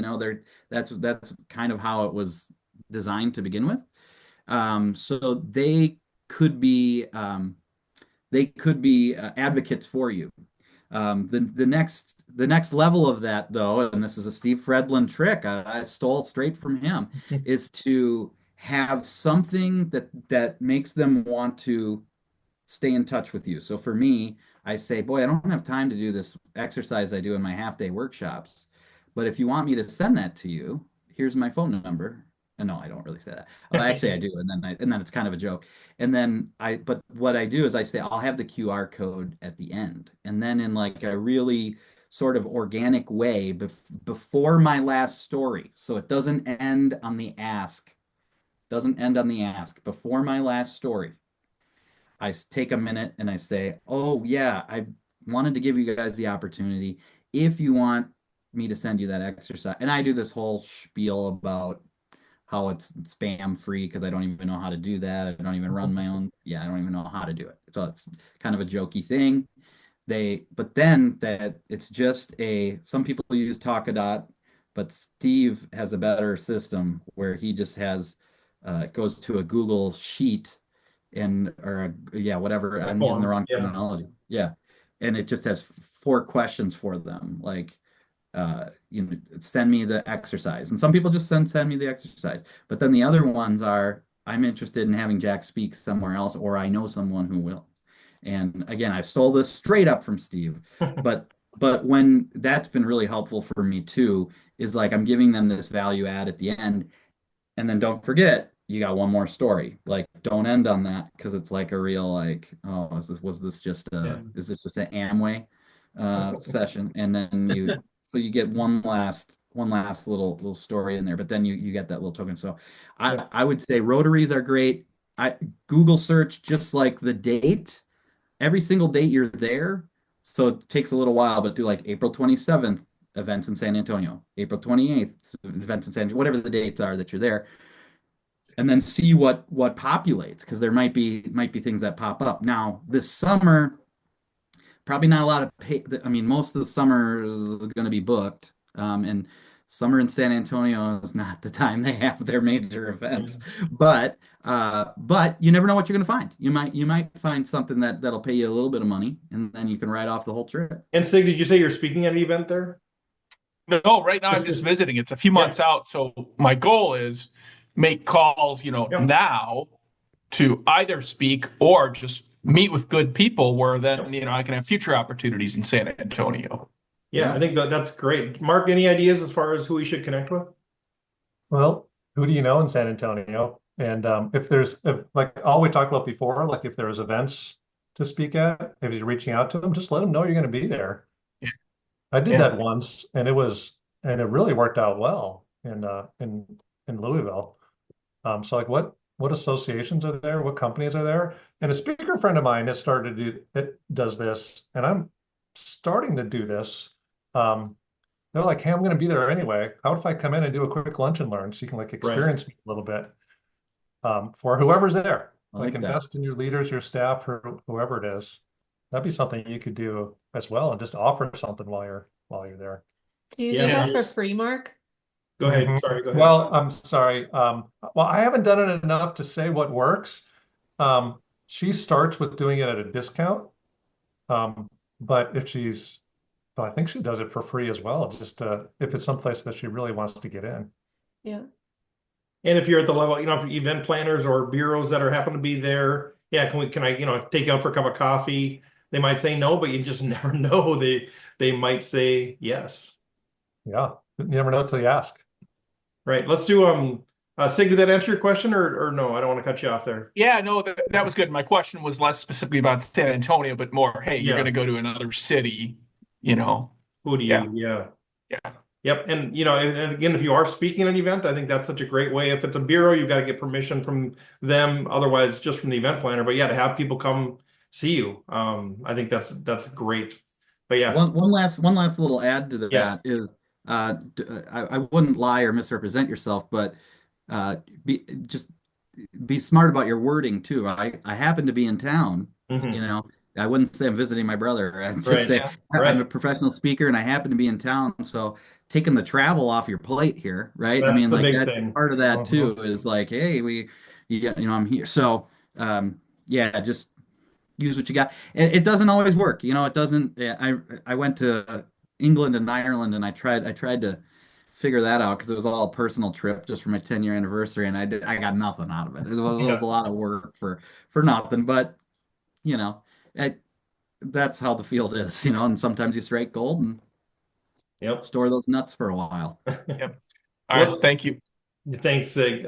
We've got Mark and Jack. Obviously, you're welcome to stick on till 2. I know you committed till 1:30 Central Time, so feel free to bug out at 1:30 or stick around. But let's do Catherine and then Aaron, as far as questions go. Um, I'll actually just piggyback off of what we were just talking about. And I spoke in Chicago and Philadelphia and did exactly like what we're talking about, reach out to local organizations, companies, event planners, people I'm connected with on LinkedIn to say, like you said, I'm going to be in town anyway. Would love to even just meet for coffee or something like that. So far, that hasn't worked. What has worked for me, I think one reason why it hasn't worked is unless people really know you already, it seems like why would I spend my time with this person? That's been my experience. Granted, I think I'm great, so once they meet Right. me, they love me, but they don't know that yet. Yeah. So, but what has been what's worked for me, I think, is inviting people to any virtual events where I'm speaking because it's like no effort on their part, with Mm. the exception of clicking the link to join and maybe blocking their calendar. So I'd say that if you ever have virtual events, and particularly if it's free for you to invite other people, I've gotten some good opportunities just by inviting people I have never met before on LinkedIn saying, I'm talking on this topic. You might be interested. If you're interested, let me know. I'll sign you up. And that's one way I've started conversations that's been successful. But along the same lines, and on the opposite side of that, really is a question to the group, Mark, Jack, Steve, everyone. When it is that cold outreach, or outreach in the sense of you are genuinely trying to create new connections, new network, new relationships, you turn to sources like LinkedIn because that's the most ample source of that, at least potentially. Um, I'm I've tried in terms of messages that I've sent out, like the very short, no ask, not even let's hop on a call, but like so nice to connect, looking forward to getting to know one another. Very best wishes, Catherine. Like that's it. A lot of those, no reply. So there's no ask there. It's just, a very friendly hi, very unobtrusive in my view. And then I also have beta tested, would love to hop on a Zoom, and, I love meeting new connections and learning from each other. Let me know if you'd ever be interested in sometime. Sort of hit or miss with that. Some people may view it as too bold, I guess, because we don't know each other. But I also hadn't been getting responses necessarily consistently with nice to know you, you know? Mhm. So I'm curious what others outreach strategies on places like LinkedIn, where really these are cold outreaches, what's helpful or most um, you get most back from because I've done it both ways, like the ask of let's get to know each other, or Mhm. no ask, but just nice to be connected. Mark, Jack? I haven't really cracked the LinkedIn code, so I'm not sure I'm the best. It's hard. I mean, they're cold. I don't really like getting messages like people connect with me that I don't know, and then here it comes, right? 30 seconds later, you know. Be up for like, oh man. So I don't know. I think it's still about the relationship. Maybe But you're trying to create that Yeah, how do you relationship. build I it, think right? that's where it Yeah. is. I think it maybe is first like commenting on their post, learning who they are, um, liking their stuff, like interacting with them that way, and then maybe asking that. I'm not the LinkedIn expert, but that's where I would lean more towards, um, and kind of building that over time instead of somebody that where you have no interaction with whatsoever. Because it's hard. I haven't cracked that yet. So if you crack that, let me know. Yeah, and most of them don't have their professional emails listed either. It's their personal. So then you go through Hunter or Rocket Reach and maybe get that eventually, and I'll reach out that way as well, but that's sort of hit or miss too. Mhm. Yeah, I think just generally, again, going back to this, like, what's the value add for them? Because even though I am annoyed by the LinkedIn notes that Mark, you said it exactly right. They reach out to connect with nothing. Okay, I don't think I know this person except, oh, great to talk to you. Here, I've got this whatever. I got this podcast that you have to pay for. It's like that's like the most common thing that speakers get inundated with. But at least they come at me with a potential value add for me. Almost always it's not. So I guess just reaching out to say hi, okay, cool, hi, and that moment is gone out of my brain. So what's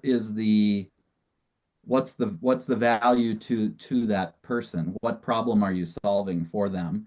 And if Sure. you answer that question and get a little more specific in the amount of characters that you have to invite them or say hello, um, would that be helpful? So, but again, full disclosure, just like Mark, I'm an anti-social mediaite. It sucks my soul. I'm on there for all the wrong reasons, essentially, right? I'm on there just to advertise that I had a speech this week, and that's about all I do on there because I get that competitive and comparative mindset. So when 8 of my friends get promotions this week, I feel like I need 8 promotions today. So I'm on there as little as possible. And yeah, so Yeah. maybe the wrong person to ask, but I always just think making it about that other person and what can be good for them. It Yeah. helps a little, but in the world of cold, there's a reason it's cold. I mean, it takes a while to warm it up and Yeah. I give you think input. it's interesting you say that about adding value. I should add also that I've tried a third beta test of like I'll send a relevant article or a relevant invite or whatever um, to something that they are, like they're in a women's ERG, for example, and I'll send like an article about something like that or an event that I'm doing or that's free. And it's sort of a mixed response too. So I'm always just curious what works for people because for me it seems like nothing is jumping out as like, oh, this is the way to do it. But I'm sure it's Hmm. also very person dependent also. Denny, did you have a thought there? Yeah, a couple of you mentioned earlier, you're speaking at a place and you invite somebody to come and watch you. I assume you clear that with your meeting planner? Say, hey, is it okay if I have somebody from Absolutely. come in and watch? Yeah. Most of the time, are they okay with that? I've never had one turn me down. And if you're working through a bureau, you got to clear it through the bureau too. At least in my opinion, you need to, just to show them respect. But yeah, I don't think I've ever had, well, I have had where they've said, it's kind of a closed thing. But yeah, Yeah. most of the time they're like, yeah, sure, just, come on in. Okay. All right. Good. Yep. Yeah. I'd Thanks. say even if you're bringing your own media crew, because Yeah. I've done that where I've brought in my own videographer and photographer, they've been supportive of it, but they've always said thank you so much for Right. asking first. So I would say even if you bring someone like that, ask. Yep. And I'll just chime in, Catherine, then we'll get to Aaron. Sorry, I know you've had your virtual hand up for a long time there. Catherine, as far as the LinkedIn thing goes, yeah, I don't know what the right answer is either, but I'll tell you, I'm kind of the unright guy, so I tend to do things a little bit differently. And I'll just usually if I reach out LinkedIn directly, I'll just clear the elephant in the room right away. Don't you hate getting spammed? I mean, I'll just kind of call it as it is. I'm not doing what you think this is or whatever. Or I'll try to like really give them something specific around what they're dealing with and how I could add value. It's what we talked about before. It's not about us making the sale. People aren't sitting around waiting for somebody to reach out to them. Imagine you getting all of these inundated things from people that you've never met and all those things. So I think it's got to be a real clear message on what you're delivering for them, how you can add value for them, why they should care, not about Yeah. you, which is, I know it's sort of, they'll get to that point if they care, but if first they got to have that hook that they care about something. Yeah. Thank you Yeah. guys so much. Yeah. Aaron, sorry for the delay. That's all right. Hello, everybody. So I'm looking for clarification, I guess, and then it's possible that it's a discussion for today or a different day. And it's about the form that you guys have used, for the call to action during some of your speaking. So I'll just throw out a few questions right away so that they can all be thought of, and Steve directed if it's today or a different. Yeah, we're kind of in the meeting. open Q&A session now. We're kind of the last half hour is kind of, well, not that I'm overly structured, but like this is kind of free form. Let's go, whatever's on your mind. So feel free to just we'll address it as we can. So we got Mark and Jack Perfect. still on board Yeah. here too. Perfect. Thank you. Yeah. So for the form, you're asking them to go to the form to get whatever you're offering. And so then what are you trying to capture? Are you just trying to be like speaking only, or are you trying to get them on an email list so that they're also going to be your client? So are you trying to get them on your email list as well, so that after they fill out that form, you've got some sort of automation, so then they get into your email list?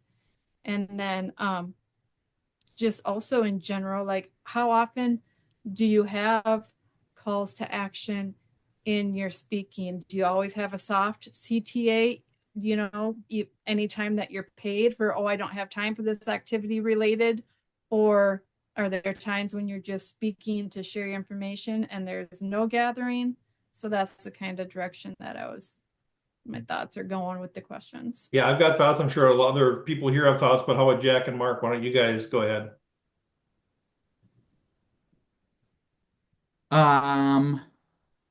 Where to begin on this? I'm a semi-unique character because I literally only keynote. So there is nothing else I do for the client. I don't do any coaching. I don't do any long-term consulting. I am really just there to be in and out of your lives, maybe do a workshop. So for me, almost entirely that final input when you go ahead and scan the QR code, it's just for those people who click, and I'll send people the exercise if they just click that. But for me, it's just to collect that information from people who are like, hey, I know somebody or might know somebody. And then what I do with those people is I send them whatever I told them I'd send them, the exercise, and then I'll say in that little paragraph, I also noticed you clicked that you might be interested in hiring, or it actually comes from my associate Sonia, and she says, I saw that you might be interested in hiring Jack. Would you like to talk anymore? Want to set up a call or anything like that?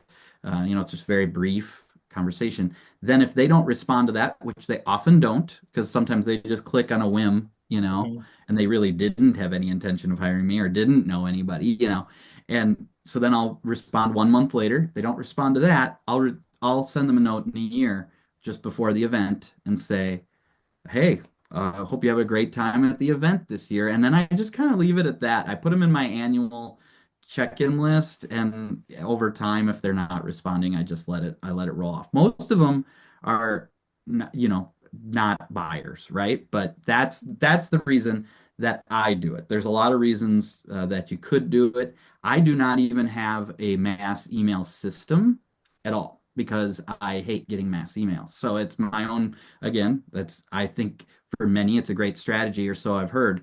But my personal bias is I hate getting those emails, so I don't do it. So I literally, and I'll tell people that in the audience too. So kind of becomes a funny joke, but at the same time, then they feel comfortable giving me their information because they know I'm just going to send them that thing, and I might bug them in a year or so, but I'm not going to do anything too heavy-handed for them. But I think I'm a unique case. So Steve, I know this was your system I stole. Yeah, well, let's hear. Yeah, right. Mark, what do you think? How would you respond to that? Number one, I do want to get them on my email list. It's so funny. I sent out a weekly tip. So just one little tip, which actually makes it a lot easier for me. I don't feel like I'm doing this big newsletter because I don't know when they're going to need me, but and I also sell some other things. Like I speak at retreats. I also do team coaching. So in my head, at some point, it may be 10 years down the road, but they're going to need me at some point. And so I want to stay in touch with them. So I want them on my email list. So that's probably the number one goal for me. And then I'll also ask, I use Talkadot, or I've started to use Talkadot more. So I'll also ask for if they have if they have an opportunity for me to speak elsewhere, and then do a similar process to Jack. But I really want to get them on my email list. Yep, in my So I could process, send people like Jack. Sorry, so I could send people like Jack my email. I get a great tip, Jack, every week. If you want it. Unfollow. Unsubscribe. Yeah, I mean, Aaron, mine's kind of similar. I mean, like Jack mentioned, I've got 4 check boxes that they can check. One is send me, and I position it all as how can we continue the conversation? How can I add more value? Like Jack, I'm a keynoter. I rarely do workshops and that sort of thing.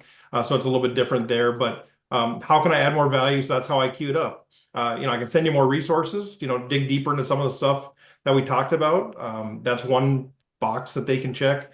Another one is, add me to the monthly newsletter. I do a monthly newsletter, but it's positioned more toward, trying to continue the conversation. If this has started something in you that you want to continue, here's a great way to do that. I have a box for, hey, keep me informed of future African safaris. Part of that is because I want to do annual African safaris, but part of it's kind of a fun thing to stay connected on, and it kind of ties it back into the talk where I refer to different experiences there. And then, do you know somebody, that might be interested in bringing me in to speak? So that's where I bring it in. But again, it's all positioned with, this is why I moved away from Talkadot. I used Talkadot for a long time. I think there's a lot of value in it. I think the system is great. I didn't want to end my talk or have in my talk, hey, thanks for listening to me. Now here, do me a favor and give me feedback on my talk. I didn't want to end that way. That's why I moved away from Talkadot. I no longer wanted to ask them to do something for me. I wanted to say, here's a way to continue adding value to you. And in Talkadot, you can add resources and that sort of piece. But that's basically my system. Does that anybody else have other thoughts on that, or are we answering? Well, one quick thing, Steve. Yeah. I think Talkadot also is a little clunky for the user.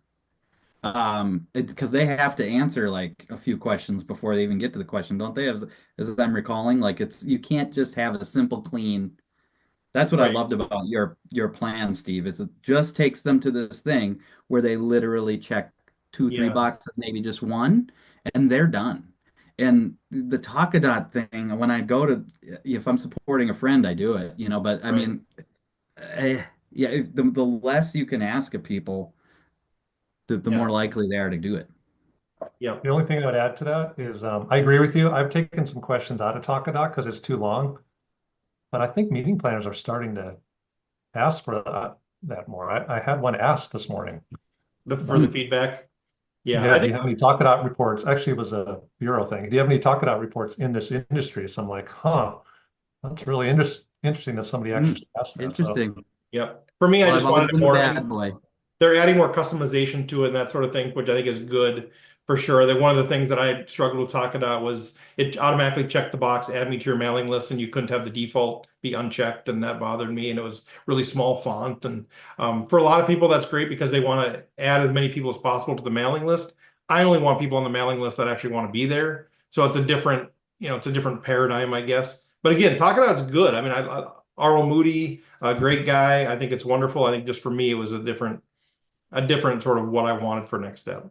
So Talkadot, I was just on a webinar yesterday for people. They added a whole new section for people, bureaus, and others that hire speakers to match up with you. And that just launched, like, I think this week. Yeah. So seems a bit different. We'll see if it gets adoption or not. But I think they're trying to change the game there. Steve, are you not asking for audience feedback then? You're just asking if you want to stay in touch down the road. That's it? Correct. That's where I've moved to that. And again, I'm not saying it's right, but because I don't need any more quotes from Joe in Alabama that says, "Nice job, great presentation." Like, I mean, those are nice, but at some point you don't need all those little things like that. And it was nice at first because I could gauge they have the 4 things that they would ask, overall and engagement and these pieces. And as I first started out, I kind of tracked that, okay, well, I'm ranking high here, but these are a little bit lower. What could I do to improve it? And I would use the data to see if I was trending the right way. But at some point, I didn't find as much value in that as the other piece. So yes, I'm not asking for any feedback of any kind. And part of that is I'm not sure if I need it. That sounds terrible to say, I guess. But part of it is also as you continue building this career and you get into more and more situations where you're at events where they do their own feedback. And I mean, it just feels kind of odd for them to say, "Hey, here's a QR code for my feedback." And then, the next person comes up and the facilitator says, "Hey, remember, we want your feedback on this every talk." And so it just got a little awkward. Sure. Yep. But it looks like Talkadot, I mean, a lot of great comments in here. Sebastian, Daniel, Sig, I mean, a lot of good stuff happening in the chat there. So maybe they continue to grow. So that's great. What else is on our mind? We got another 12, 13 minutes here. What else is stirring that we want to chat about? I have another question unless anyone else has a question. Well, I see Amy's got her hand up. Who just said I have another question? Was that Catherine? Oh, Catherine. Okay, let's do Amy and then Catherine. Hi, everybody. Sorry I'm off camera, but I had oral surgery yesterday, so I don't really look like myself. But I thought you were just holding really still in front of your... Yeah, I've just been practicing my statue. So I'm in the climate space, and this really isn't on topic. That's why I haven't also been participating, but I'm guessing everybody here has their topic or speech or presentation down. Is that kind of what I'm guessing? I know a lot of you have a lot more speaking experience than I do. I do a lot of speaking on climate. I have a zero waste store, and I'm really passionate about people reducing their carbon footprint.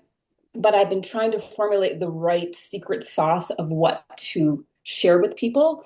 Do you have any feedback on that, since we have 12 minutes left, on formulating that cool presentation that reaches people and people want to listen to, they want to hear? Because I have some good stuff to share. I just I need to convey that to people to speak about it.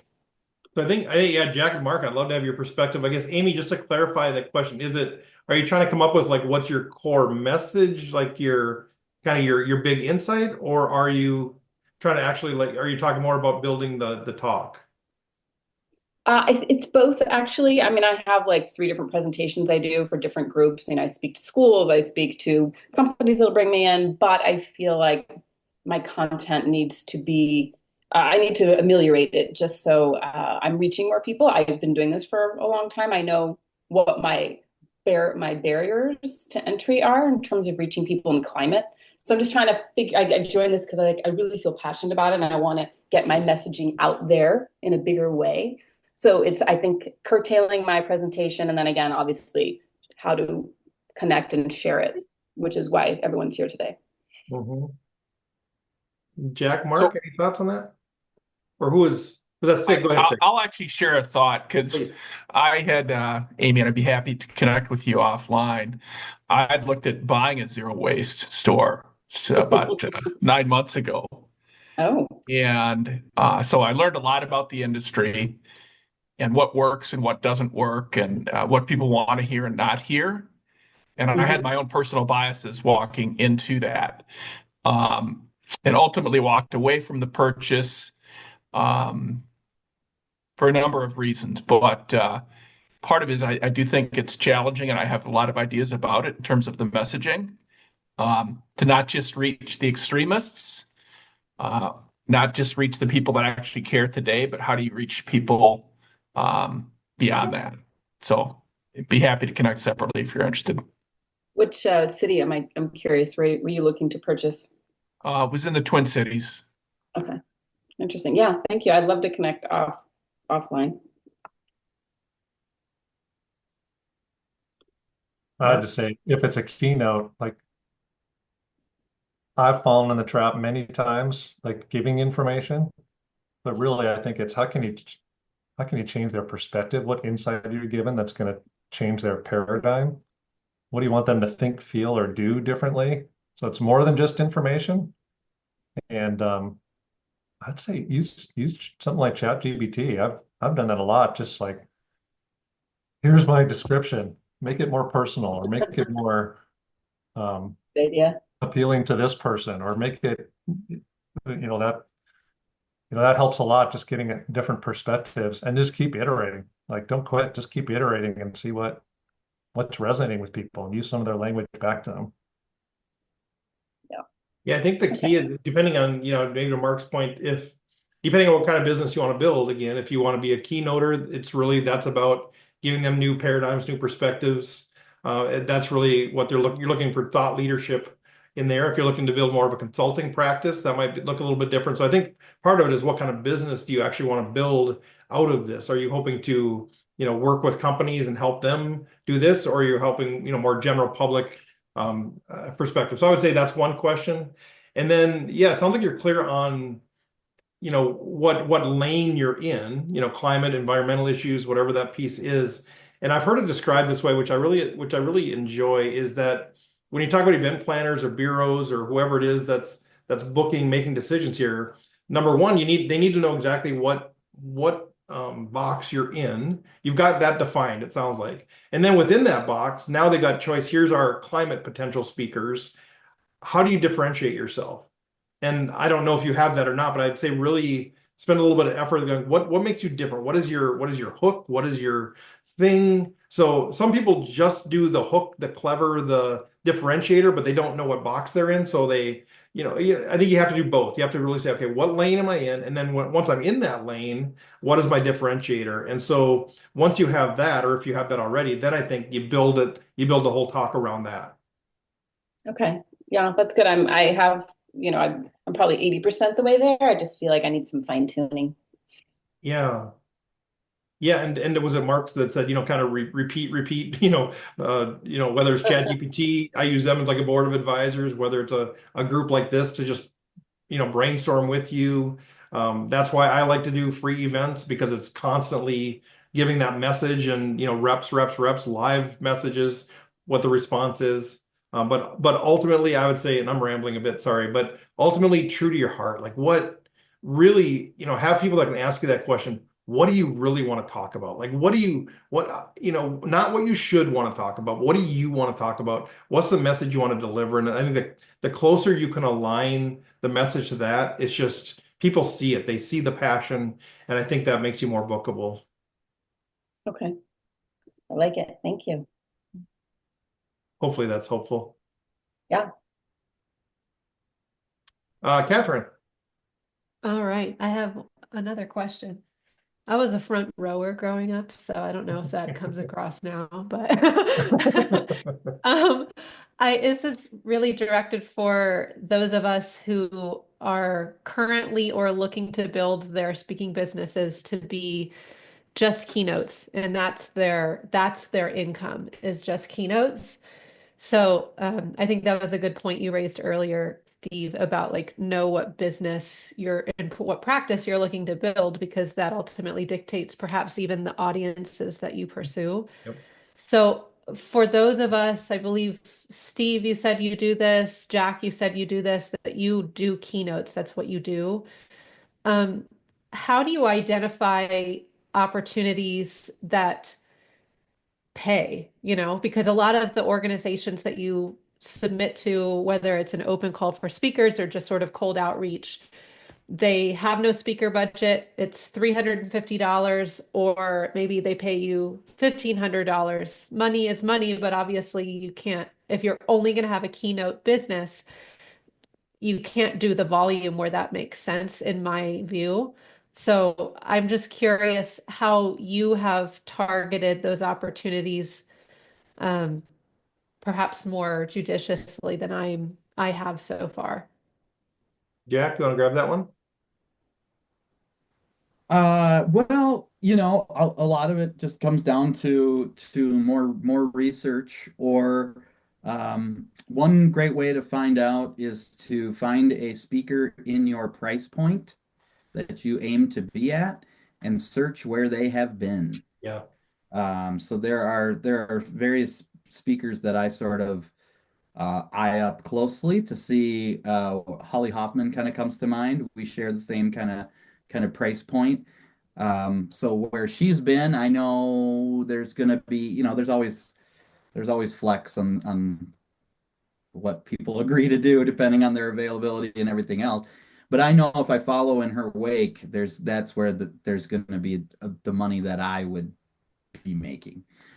So part of it is that, really. So if there's speakers that you really admire, or otherwise, make sure you're following them, and then just do a Google search on where they've been. Because if you search Jack Stallman, you'll probably end up finding a handful of meetings that I've done this month, and or in the last month or two, and so then you'd know, like, oh, that association is something in my price point.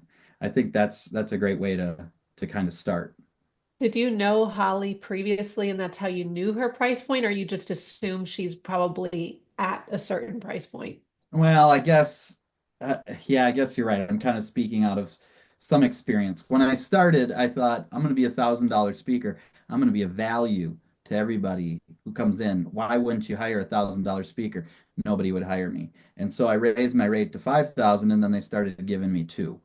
And so, there's sort of this ramp up that happens, that you start to, once you're in there, you start to get in there. So early on, I don't know how far along you are in your career, but there's going to be some flex on your price point that you accept. I will also say,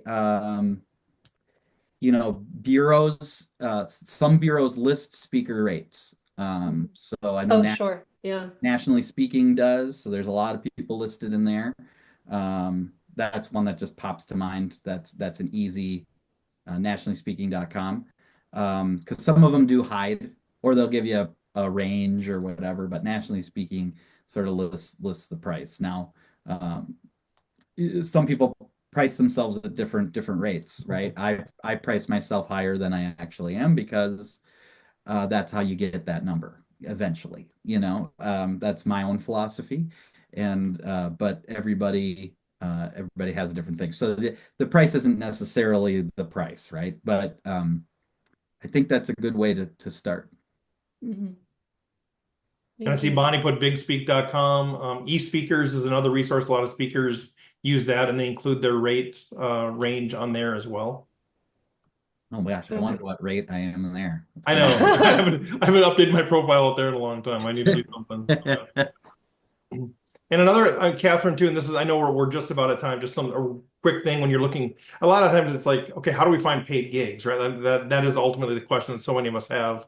And I know in the previous session I mentioned a little bit about Gig Salad and the Bash and some of these apps that are out there. That was where I started getting some paid events. So that's something we could dedicate an episode, or I can chat with you offline on that. But those are things where I started getting paid gigs through those. Mm. Other thoughts on for Catherine here in the last minute? Thank you guys so much. That's really helpful. Good. Sig, you're muted. Go ahead. Well, no, it was nothing more than just thanks for everybody. Oh, okay. I saw the hand and I thought you were raising it to. Well, hopefully we're a little bit across the board and networking. Thumbs up. Yeah. I mean, networking is kind of this weird topic, but yeah, hopefully this was helpful for y'all. Jack, Mark, I mean, thanks for your time, giving us the full 2 hours. These guys are great. They both put their LinkedIn links out in the chat, so feel free to connect with them. I will also put those in the master document. Jack, Mark, if you're okay with me including your LinkedIn links so folks can find you out there. But yeah, I mean, so feel free to reach out, give me ideas. I've got all kinds of questions I've got queued up ready to ask, but I want this to be where the group wants to go. So if you're like got burning questions that you really want to have us tackle, let me know. And you know, this is pretty low tech right now. We're trying to keep the price down as much as possible, which is part of what we're trying to do. So just email me with your thoughts, your questions, whatever that might be. And we'll kind of keep growing from there. Thank you so much, everybody. All right. Thank you all. We'll see you next month. Thank you. Have a good one. Thank you. Bye-bye. Thank you.